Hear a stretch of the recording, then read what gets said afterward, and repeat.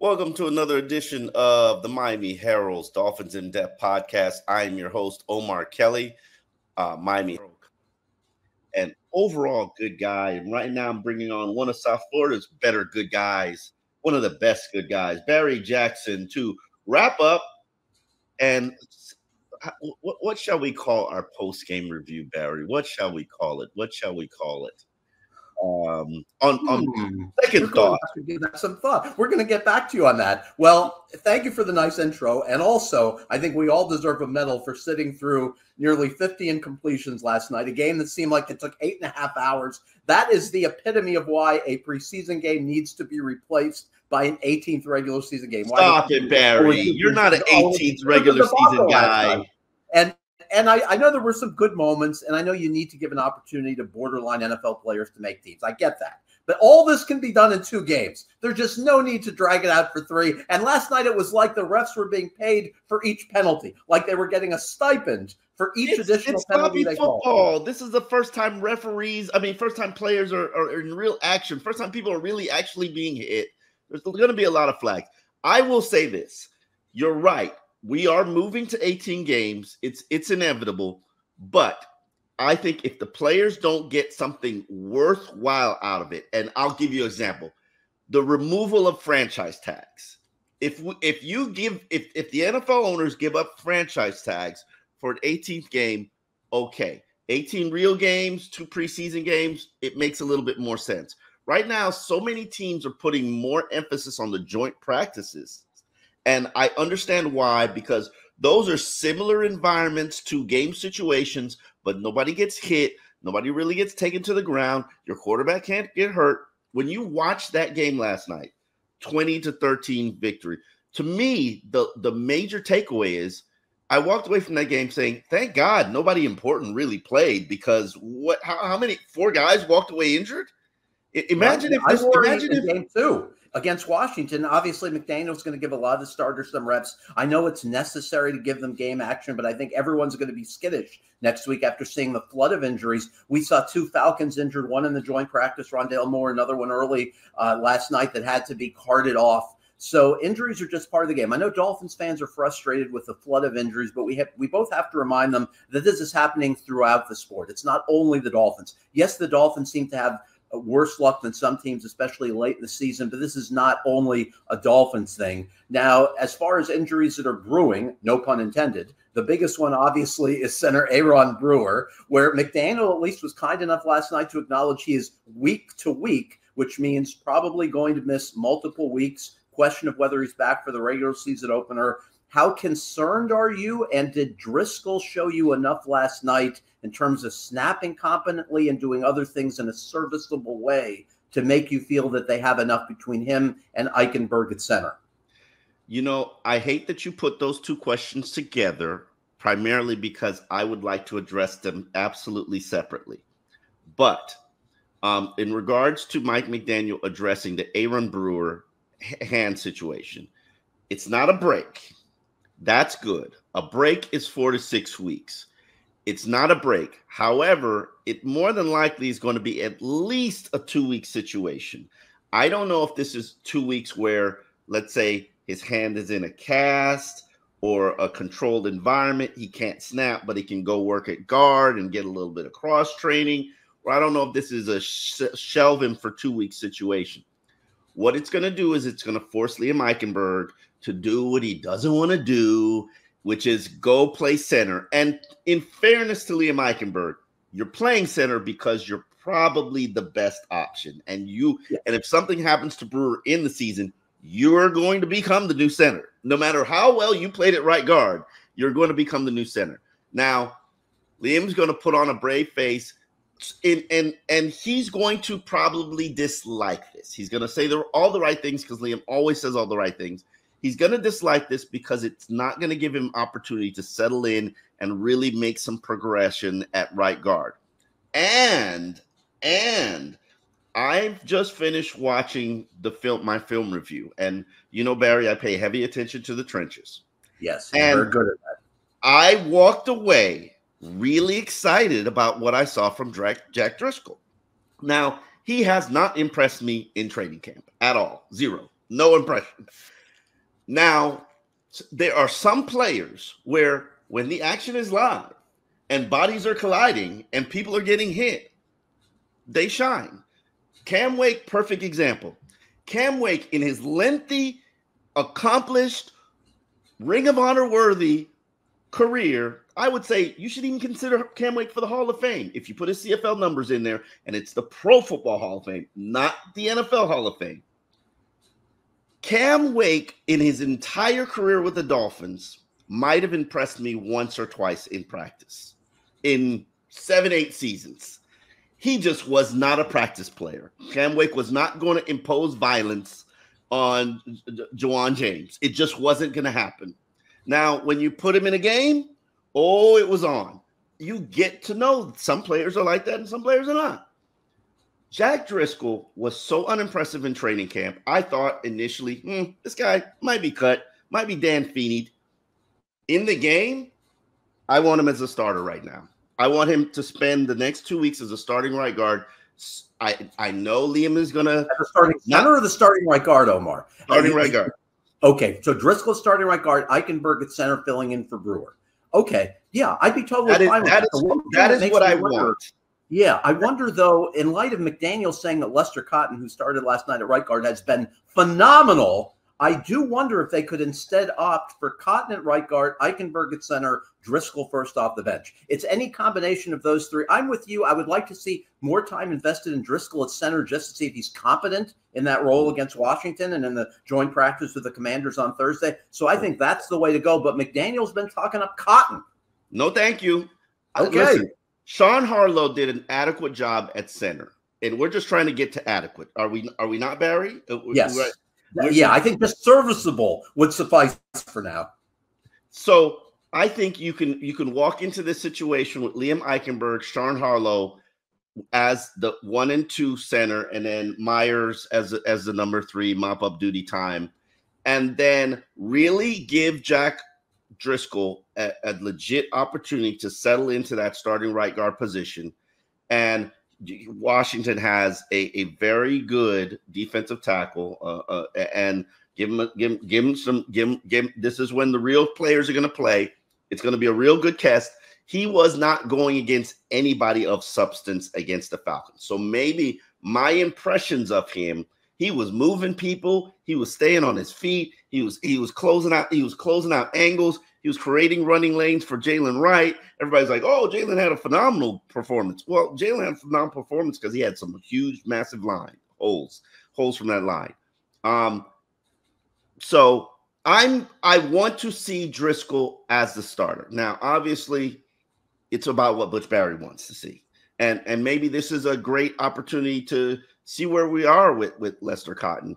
But I think both me and you, Barry, know Lester Cotton is offensive lineman 8 or 9. Right. Yeah, I'm with you. I would like to see Driscoll and Eichenberg be your guys. The only question is where to put each. Do you put Driscoll at center? Do you put him at right guard? Do you reverse it and have Liam? Here's what you do. Here's why you should do it with Eichenberg at center. If something happened to Brewer, who's becoming the center, Barry? You know it. It would be Eichenberg in all likelihood. He does the line calls. He does the identifications while Driscoll is focused on snapping. Can he do everything else? Eichenberg has already shown you he can do everything else. And if I'm going to be honest about who Liam Eichenberg is as a player, he's probably and I'm talking for the next 5 years, he's probably an NFL backup center. Now, this should be his season. He gets to prove that he's a starting right guard. However, if I need to know what my options are, Barry. A guy's got to have options. Well, I'm with you on that. The most encouraging thing to me last night, aside from the fact that Driscoll was pretty good and Sean Harlow had some good moments, was Patrick Paul. Do the Dolphins have their long-term left tackle? You can't form any conclusions off one preseason game and 2 weeks of practice, but you see the intoxicating skill set, the size, the movement ability. He was doing things last night that make you think this guy could be a long-term starter, fingers crossed. Who was he doing it against? That's the question. Are they NFL players? Everybody he blocked was 50 pounds lighter than him. And I'm not poo-pooing it. It was a very impressive performance. He played well into the fourth quarter. That wasn't the intention. Obviously, a lot of injuries on the offensive line forced their hand, but better hand use. Plays with a nastiness. If you read my column in the Miami Herald, there is a emphasis, a real commitment to becoming bullies, becoming nasty, becoming the Baltimore Ravens. People who follow my work for years, they know I call the Ravens Debo, because they just have this, Debo from Friday. Have you ever seen Friday, Barry? No. You got to watch. I can't take this conversation any further. It's a cult classic movie with Ice Cube and Chris Tucker. You don't have to watch the 4 different versions of Friday, but you got to watch the original Friday, because there's a character called Debo in Friday. He's the biggest bully in the neighborhood, and he just rolls up and he just takes your bike and you do nothing about it. And he's like, I like your chain, and I'm going to take your chain off your chest, and now it's my chain. That's who Debo is. And that's who the Ravens have been under John Harbaugh. They are the Debos of the NFL. The Ravens, they're gonna be in your face, and they're gonna punch you in the face. And everybody knows that's how they operate. And I think the 49ers have that kind of mentality. Anthony Weaver, he knows how the recipe is made. He knows how it's cooked. He played for the Ravens. He coached for the Ravens. So he's bringing that here. Not only is he bringing it here, but Calais Campbell, who played for the Ravens, bringing it here. Jalen Ramsey just has a nasty temperament as it is already. He's bringing it here. And when I watch them play against the Falcons, not just play, but practice as well, they had this, we're going to punch you. We're going to push you afterward. Like, after every block you saw from Patrick Paul, and he's a great player that personified what I was looking at and looking for. After every block, the whistle had blown. You see Patrick Paul push the defender another 5 yards, right at the contact of the whistle. It is, and you do that over a period of time, it just gets in your mind like, man, this guy's just going to, he's going to push it to the whistle. And that's the mentality that they played with. I'd love to see them do it on offense.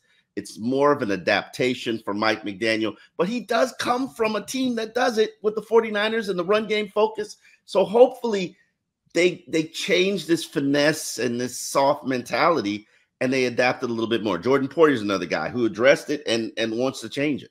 Absolutely. My question was sustaining the toughness. Obviously, you have to do it against starters and not just second and third stringers like we saw with Atlanta on Friday night. But also McDaniel, and you just started touching on this, he's got to resist the temptation to go to the pass after 2 or 3 running plays if the running game is working. And I know he's impatient, and I know even though he fashions himself as a running coach, he is, I think, deep down a passing coach. And that has to change when the running game is having success, especially in cold weather cities late in the season. Obviously, the Bills game in the snow on that Saturday night in December is a classic example where they should have ridden Mostert more. He was averaging over 7 yards a carry. They should have run more in Kansas City in the wild card loss. So my question is, as smart as Mike is, as good a play caller as he is, can he show the discipline and the self-control to not go to the passing game if the running game is working? He certainly has been given the weapons. This is the best Dolphins running back room we have seen in ages, because Jalen Wright, who is 3rd or 4th right now, probably 3rd ahead of Jeff Wilson,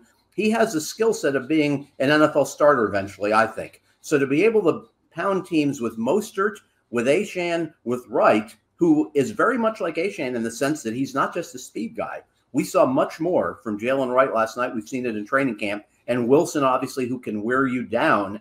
That should be enough for McDaniel to feel a comfort level running the ball a ton on days where the defense is playing the pass, or on days that Tua is just not very good. Will he be able to do it this year? That, to me, is a huge question. Yeah, I think it comes down to the play of your offensive line and really the play of your interior. I think he lost confidence late in the season last year when he lost all his interior linemen. When he loses Robert Hunt, $100 million offensive guard, that was a difficult stretch. Difficult stretch for them. It's funny that you mentioned Jalen Wright, because we actually have him. He gained 55 yards on 10 carries, scored a touchdown, and threw away his touchdown ball, Barry. I always wanted to do, so I'm just like, I just threw it. But I regret it now. If you score a touchdown in the first game of the regular season, what are you going to do? I'm keeping the ball, for sure. So they couldn't even retrieve it for you? They tried to. I mean, I think I threw it kind of like high. Like I think they tried to find it, but it was probably up quick for that. So. Could you take us through that play in the third quarter when Mike freed the ball and you got bobbled a little bit and went backwards? And yeah. Yeah, he threw the ball. I'm not wearing the visor no more. Because that visor, like, kind of like, that was the first time wearing the visor. I didn't wear a visor in practice, but he threw the ball, bobbled it, caught it, and I'm just like, man, gotta make a play. And I saw the field was open, so I'm just like, I just went and took it and just ran as fast as I could and get the first down. So.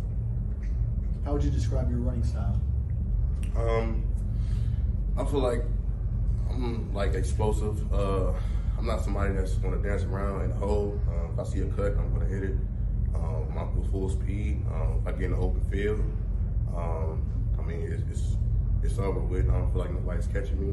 I mean, I can also lower my shoulder, have power with me. Elusive. So I mean, I feel like I got a mix of a lot of running styles. There was a chance to get 3 carries in a row, I believe. What happens for a running back like you when that opportunity arises where you're able to get multiple consecutive carries? I mean, it's great. You just got to push through. I mean, of course, like, you're going to be a little winded like I was. But, at the end of the day, you got to push through, get what you can on those runs. Because, one of them could pop up and be a big run. So. Yeah, that was Jalen Wright, the Dolphins, Tennessee 4th-round pick. They actually traded a 2025 3rd-round pick for him. Talented player, saw the flashes, saw the power. That was intriguing. He's an outside zone runner, and I think everybody in this scheme has to be an outside zone runner. So it was encouraging to see what he was able to do. What I loved also was seeing the veterans and Devon Achane work with him on the sidelines, talk with him on the sidelines, encourage him on the sidelines. I will say this about the Dolphins running back room, man, that is the best unit that I probably have covered in the NFL, where all those guys support one another. And there's only one ball to go around, and it's about the leadership that they get from their position coach. They actually work like a unit. When, imagine being in a backfield where there are 4 guys with starting experience, with starting talent, and they all share the ball. They all will, if they need a breather, nobody's thinking about, oh, if I leave the field, I'll never get back on, like they used to do at the University of Miami when it was Frank Gore, Willis McGahee, Clinton Portis, James Jackson. Oh, man, they never wanted another guy to get opportunity because you never know what was going to happen if another guy got the ball. That's not how this Dolphins running back room works. Yeah, and there have been good decisions made at several levels. Chris Greer trusting his scouts on Achane and Wright, showing the foresight to trade up for Wright, knowing that he has a starting caliber player who can also fill in where there wouldn't be a drop-off, presumably, if Mostert or Achane's injured this year. At least it doesn't look like there would be a dramatic drop-off. They've also handled the room very well financially. They have all these backs under contract for really a pittance this year. So come on. Backs are cheap. Cheap. Backs are generally cheap. Now, True. Do they need to be this cheap? But, they've obviously gotten good values for their veterans. And Studesville, I think, is a very good running back coach. So that was encouraging. While that was encouraging, however, the Dolphins' backup quarterback is a dumpster fire. And I know our level of concern is a little bit different. I'm ready to look outside. I'm ready to at least give a call to Ryan Tannehill, who said that he would jump at the right opportunity, sitting on his couch. Yes, he's 36. Yes, he declined precipitously last year. Yes, his mobility isn't as good. Yes, he's injury prone. So I'm not saying sign him. I'm just saying have the conversation with him. Call him in for a meeting. Just do something just so you know what your options are besides Mike White and Skylar Thompson if they continue to struggle. I want to tell you this also, Omar. Rest of the list of unsigned quarterbacks, abysmal. Brian Hoyer, he's working Patriots preseason broadcasts, hasn't officially retired. Blaine Gabbert, A.J. McCarron, Matt Barkley, Trevor Siemian, Nathan Peterman, one of the worst quarterbacks in NFL history, Logan Woodside, Ben DiNucci, who had a couple of nice moments for the Cowboys but isn't very good. So you're looking at Tannehill probably or nothing. The likelihood is they stay with White or Thompson But should they stay with White or Thompson? Because you and I have seen nothing from Mike White to make us believe that he would be a winning quarterback if Tua is out long term. I remember going over the film of this game, and Skyler got the start. Skyler got the opportunity. More than likely, Mike White will get the start in game 3, and Skyler will be able to finish the game out. We've seen this story play out before. Is it a legit quarterback competition? I don't know, but obviously Skyler didn't do much to impress. When I watched the film, there were 3 instances where receivers dropped the ball, and it would have been a nice play, if not a touchdown. Could Skyler have put the ball a little bit better placement? Yes. Then there were 3 missed throws and missed opportunities. Then we got the slide where if Skyler just dives head first, come on, you get the first down. Defenders cannot hit you cannot hit a quarterback whether they slide forward or slide college style. That you got to be a little bit more conscious and aware. To criticize Mike White for what he was working with, which were receivers who've been there for 2 days or a week, and one tight end who's an undrafted guy, and piecemeal offensive linemen, that would be hard. Now, was the play from quarterbacks abysmal? It absolutely was. Do you hope that you get more? You certainly do. I'm not ready to pull the plug, even though this is very comparable to what we've seen all training camp for 3 weeks. Barry. Right. And that's why I'm not criticizing Mike White based off last night, because I totally agree with you. At least 3 passes were catchable that were dropped. Obviously, he was playing with third stringers, playing with Mike Harley, who just arrived 4 days ago. This is based more on the fact that his performance has just been so uneven throughout training camp. There are at least a couple throws a day that are mistakes. You do see some nice throws. And again, Mike White has had snapshots of really good moments in his NFL career against the Bengals and against the Bears. When he was with the Jets, he was magnificent those 2 games. But for the most part, he's been a subpar quarterback, passer rating in the 70s. So this all goes back to my questioning of why they identified him in the first hour of free agency in 2023, 18 months ago, and made him their backup. This goes back to that more than anything last night. I'm with you that I stick with him for now, but I would have Tannehill on speed dial, not to sign him now, but just to have a conversation, just to see would he be interested if they decide to go in that direction.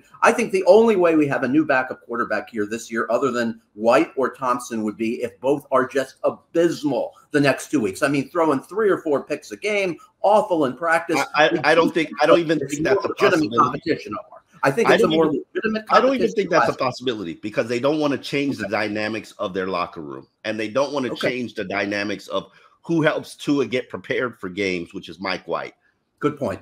It's not to say that it's not needed, but I think both quarterbacks should be put on notice, because if I'm looking at Mike White, and this is real for me, when I see Mike White, all I see is $3.5 million, because that's the money I save. Not guaranteed.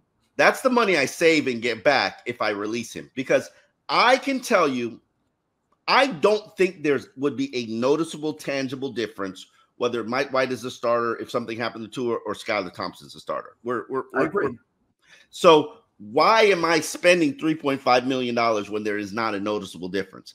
And truthfully speaking, if you do release Mike White, good luck to you. Some team might pick you up. You might return to the Jets. Who knows? Even though the Jets, I think they got a good backup quarterback situation. I'm not worried about it.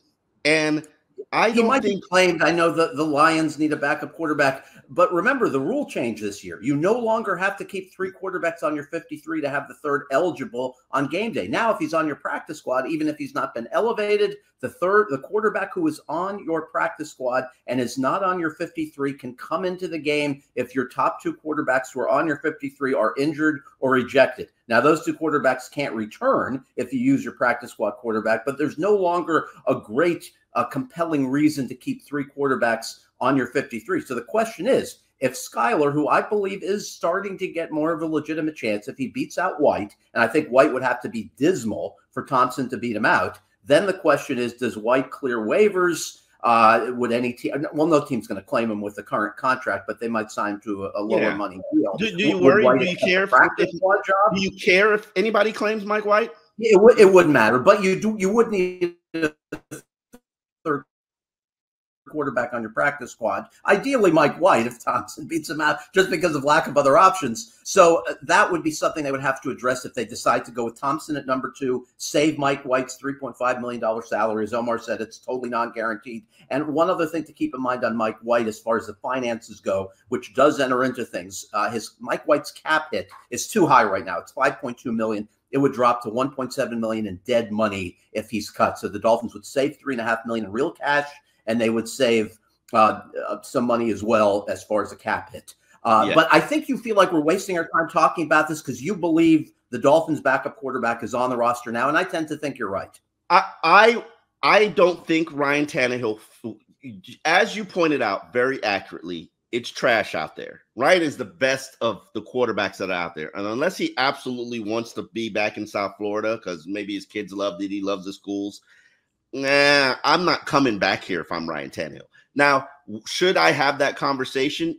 Yes. If you're Chris Greer or you're Marvin Allen, you probably need to have that conversation and say to Tannehill, hey, would you play for $2.5 million to come here and be the backup?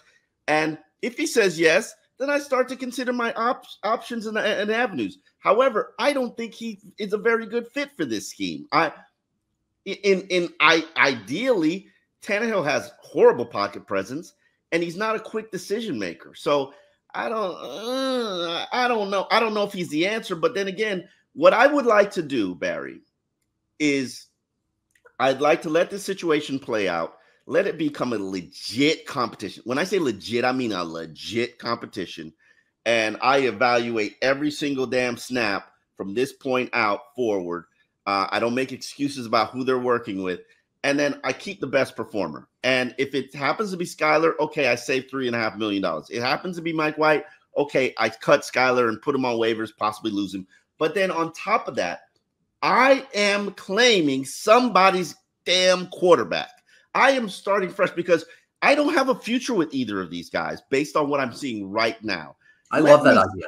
Yeah. Let me start to explore what's the possibilities somewhere else, because I can't help but think that Brock Purdy, who was drafted after Skylar Thompson, is sitting out there on some team's quarterback room and, could help my team. And so here's Skylar addressing his performance in his first preseason start of 2024. I was very proud of our group of how, it was just a weird first half. Felt like it was kind of just some guys getting injured, and the pace is kind of finding a rhythm, and that's what I just kept preaching to the guys. Like, we just got to find a rhythm and get going, and then, I had to pick, but bounce back and put it in the end zone, that's a real life, situation. And being able to flush the last play and move on to the next one, and it's big time. And we were able to put it together and get in the end zone, which was really good for us. So you don't get many opportunities in game situations outside of the exhibition season. Do you feel like in year 3 the game is slowing down for you a bit? Yeah, no, absolutely. I think just being able to anticipate windows and kind of trust my feet. I felt like I did a good job today of just getting the ball out on time. There's a couple plays where I had to extend and scramble a little bit, but for the most part, it felt like getting the ball out and seeing it well has been a big point of emphasis for me, just to improve on. And I'm interested to go back and watch the film and kind of see how it looks on film and things I did well and things I can get better at. So that's the whole point of these expedition games. Is to evaluate them and get better. For everybody. Now, I like Skyler. I think he has potential and upside. Am I ready to say he's going to win NFL games for the Dolphins like Joshua Dobbs can do if put in a situation with whatever team he's been on for the last couple of years? No, I'm not. I want the Dolphins to go out there and fight. I've been a big advocate for Joshua Dobbs for years, and I wanted him on this roster for years. Go find you a new Joshua Dobbs, or go get Joshua Dobbs. This ain't it. It's just not. Right. And any young quarterback should want to work with McDaniel and work with these pieces and work behind a guy like Tua. So I think finding the right one, of course, it's difficult to find a quarterback, but finding the right one, I would think the Dolphins have a better chance on the waiver wire than probably a lot of other teams do. So that was a big concern from last night. As far as positives go, Love the run defense. That was encouraging. Love the young corners. Bonner was beaten for one play on a 43-yard pass, but there might have been offensive pass interference on that play. He was really good otherwise. To me, he staked a claim for the top backup boundary corner job behind Fuller and Jalen Ramsey, obviously. I loved Storm Duck with a couple plays in coverage among the undrafted rookie corners. I thought a stout defensive line. We saw a lot of snaps for Gallimore and Isaiah Mack. And Jonathan Harris last night. Isaiah Mack with a fumble recovery, forcing that weird play where Taylor Heineke lost the ball. Mack has flashed to us this entire preseason. So there were things that left me encouraged last night. What defensively made your toes tingle?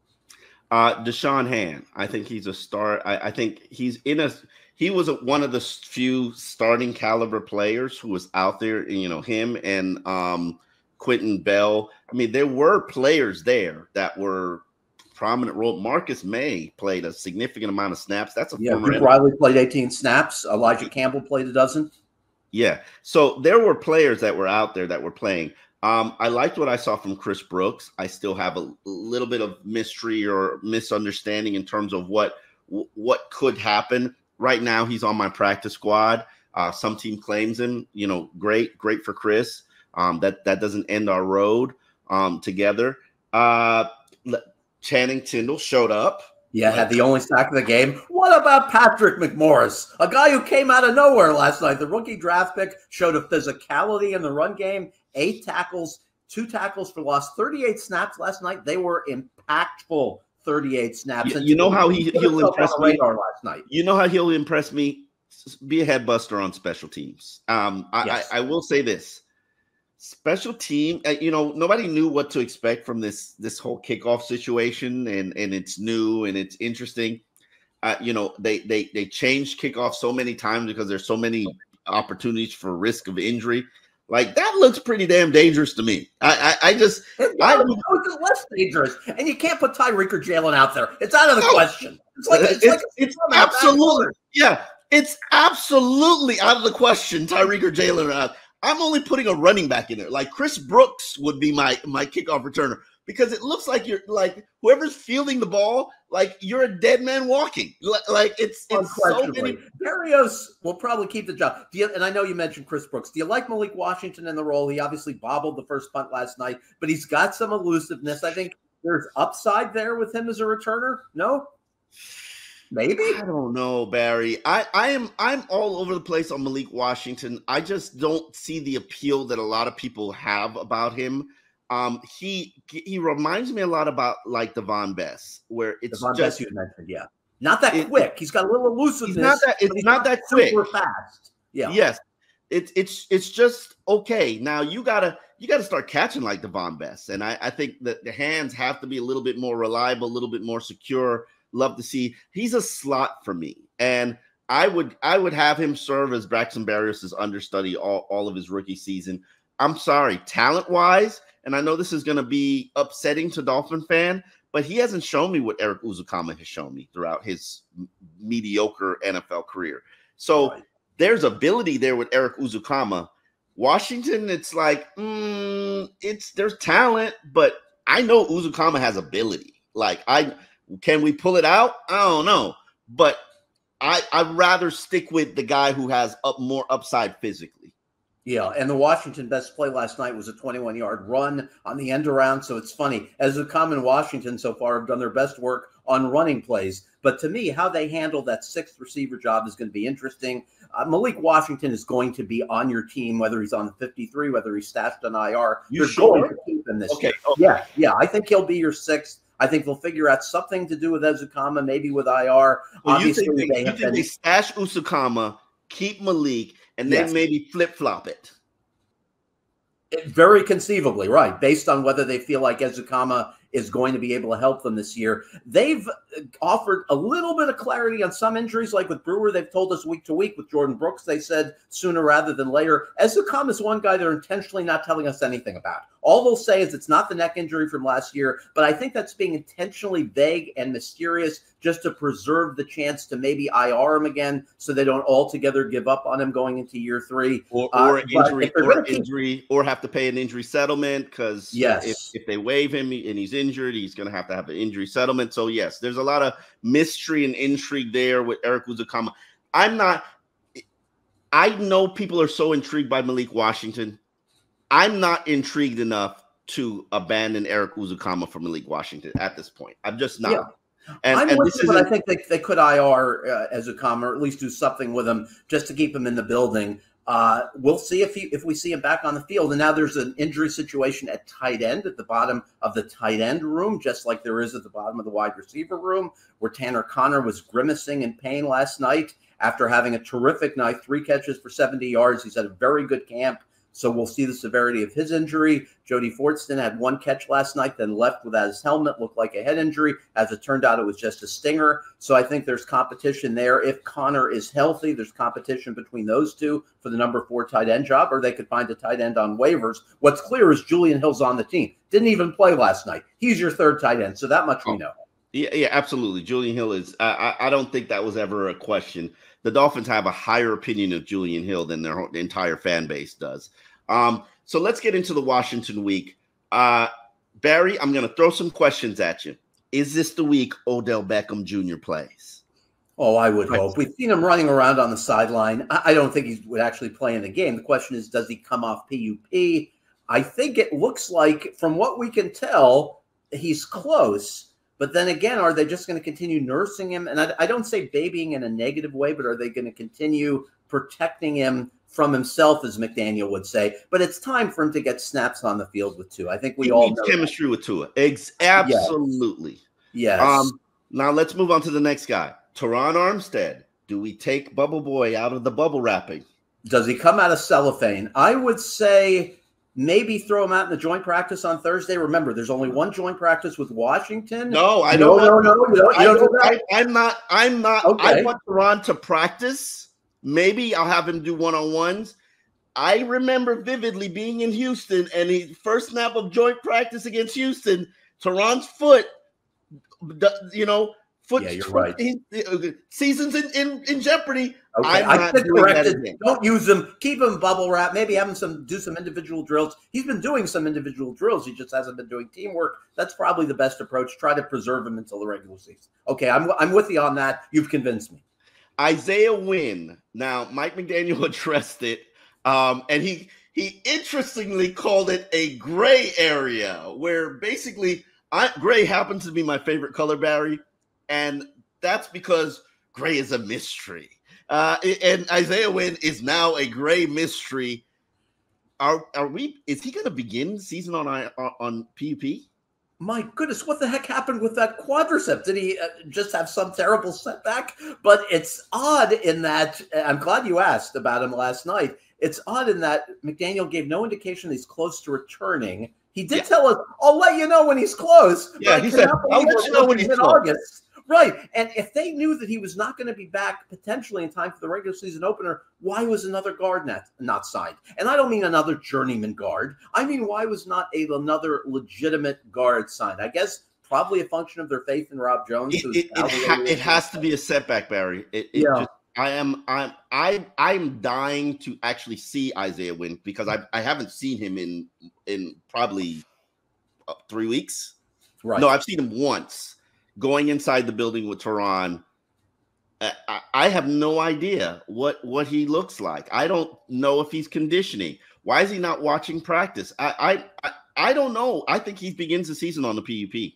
Yeah, I tend to think that too. And since we've gotten questions about from viewers and readers, everyone should know that the Dolphins, like most NFL teams, are very protective and secretive about injuries that happen until September 4th, at which point you are required by league rule to reveal the body part that is injured and a player's status for a game. So obviously we're not permitted to speak to any of these injured guys like Isaiah Wynn or Odell Beckham or Jalen Phillips or Bradley Chubb or Jordan Brooks until he practices again, or Jordan Poyer. And what the Dolphins give us injury information-wise usually depends on Mike McDaniel's mood. Now, Mike is a nice, gregarious guy. Sometimes he'll give us little niblets, little crumblets just to appease us. But we're very much reliant on that. They've also told agents not to comment on players' injuries. So for those wondering why some of these injuries are mysterious, those are the factors working against all of the media. And again, I don't blame the Dolphins, because it's a secretive, competitive league. A lot of teams are like this. Not all teams, but a lot of teams. Yeah. Grayson Murphy, saw him in the locker room after the game. He had a nice big compression on knee brace on. The look on his face, it smelled like either IR or injury waiver. He was having a very nice camp, very impressive camp. Hopefully they Vandenberg him, which basically means that they put him on IR and keep him around for a season. And I thought he was very impressive, and I thought he was having a very good game. Hopefully this is something that's not season ending, but it certainly looked so. Yeah, and it was upsetting, not only because he's a nice young man, he's had a good camp, but also if Phillips is not ready for week 1, you are going to need another edge player besides Chop Robinson, and obviously Quentin Bell and Ogba would be your likely starters. Mo Camara, there's some mystery about him. He has missed 2 straight practices because of an injury, did not play last night. As for Chop Robinson, last night McDaniel revealed there was a minor injury issue with Robinson. He could have played potentially, but McDaniel said we thought it was smart to keep him out. So those are a couple of the injuries to keep in mind. I thought Needham last night obviously made the mistake on special teams. He had a good play in coverage. I want to bring him up really quickly because to me, McMorris' night last night creates a very intriguing question about who are your safeties on the roster besides Holland, Poyer, and Elijah Campbell. If you stick with 2 others, do you stick with Needham, who gives you a career body of work and also can obviously be your backup slot corner behind Kader Kohu? You stick with McMorris because you invested a pick on him. He's clearly got skills. He was around the ball a lot. Do you keep Marcus May, who has the distinction we've talked about of being the rare NFL player who has started every game in which he has appeared, all 77? You probably keep 2 of those 3. That's a tough decision as far as who the odd man out is. I would have said McMorris before last night. Now I say I want to see more Patrick. Hold on, you put Nick Needham in the safety room, or you putting him in the cornerback? I'm going to put him in the safety room and count him as your 4th or 5th safety, depending on whether Marcus May makes the team. Depending, I'm putting him in my cornerback room, and I'm keeping Marcus May. Led the team in tackles in a game that didn't matter. Come on, if something happens to Jordan Poyer, which very likely could happen because he's 32. Right. I'm going to need Marcus May for an entire season. You know, we'll see what happens, but the Miami Dolphins In Depth podcast provided by the Miami Herald. We will be back on Monday, where we're going to have 2 practices that lead up to a joint practice with the Washington Commanders, and then that takes us to Saturday's game. On that note, Barry, we are out.